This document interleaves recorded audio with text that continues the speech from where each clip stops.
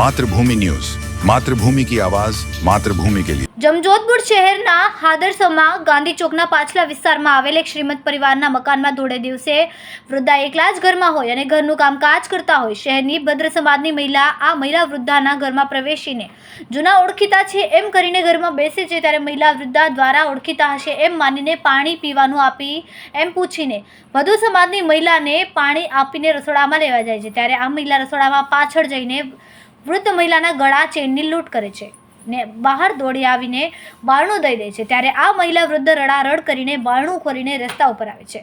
ભદ્ર સમાજની મહિલા રડારડના કારણે પકડાઈ જાય છે. ત્યારે ધોળે દિવસે આ લૂંટની ઘટના શ્રીમંત મહિલા વૃદ્ધાના ઘરમાં રાખેલ સીસીટીવીમાં કેદ થઈ ગઈ અને શહેરભરમાં વિડીયો વાયરલ થયા છે. જોકે બનાવના 2 દિવસ બાદ હજુ પોલીસ ફરિયાદ થઈ શકી નથી. જોકે એનકેન પ્રકારે ફરિયાદ થાય કે ન તે પણ પોલીસ દ્વારા સીસી કેમેરાના ફૂટેજને આધારે તપાસ કરવી જોઈએ.